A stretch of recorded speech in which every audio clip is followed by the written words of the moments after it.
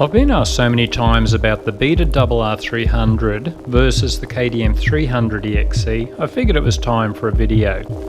First, I need to say we are spoilt for choice nowadays with great 300cc two-strokes from so many manufacturers. Unless you're a top rider, I can't really see how you would be disappointed with any of them.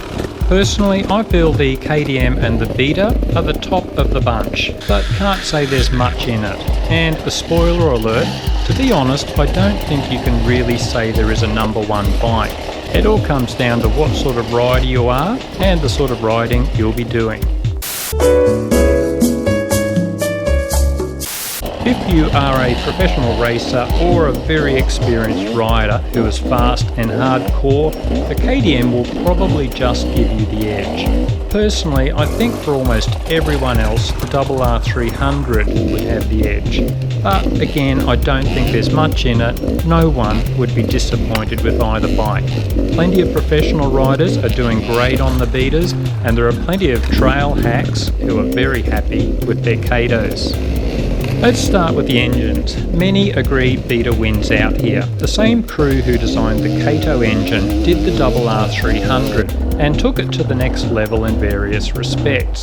That atrocious Kato starter motor has been replaced with a bulletproof strong starter in the BETA. The low-down grunt and very linear power curve of the RR300 make for very user-friendly power delivery and traction. And the power valve is much easier to adjust and affects more of the rev range than the Kato.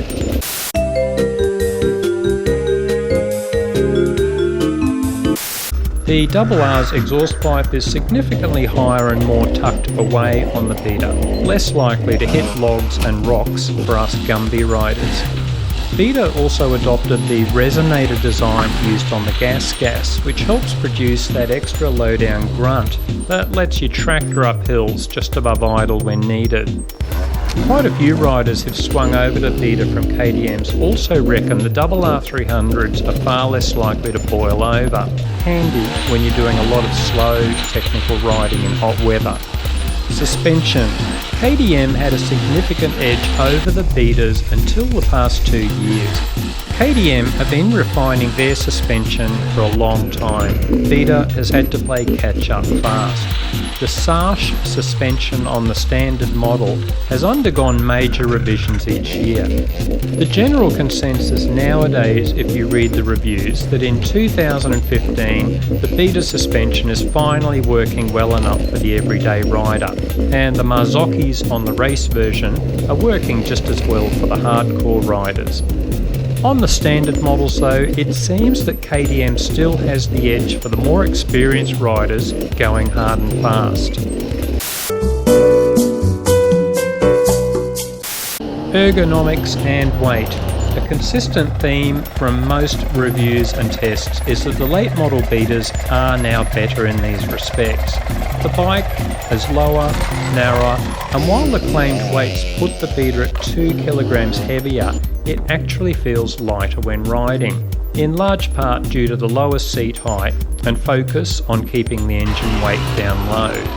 That lower seat height is a real godsend for shorter riders, but of course it does also mean slightly less ground clearance, so tall or experienced riders might prefer the Kato if they're going to be doing a lot of hopping over logs and big rocks. Handling. Both bikes handle well.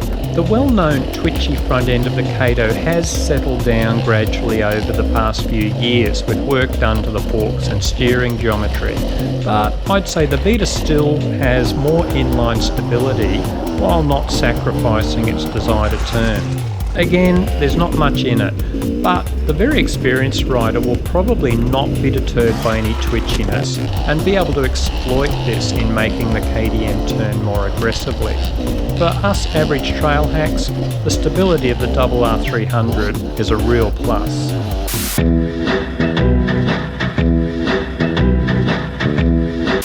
Price-wise, the BETAs are generally cheaper, close to $1,000 in many countries, about $2,000 cheaper in Australia.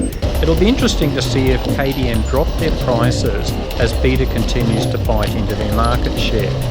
BETA parts, cheaper and incredibly cheap for quite a few items. Of course though, KTM have the edge here with availability. If you need a part straight away, there's a good chance your local Kato shop will have it in stock, and that can be a make or break situation for serious races.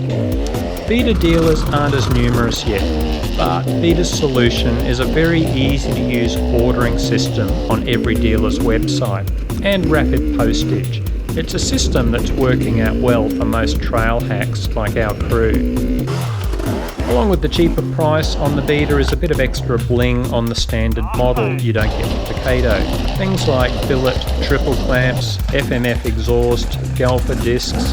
Nice if you're into that sort of thing, whereas you'll need to buy KTM's premium model to get some bling.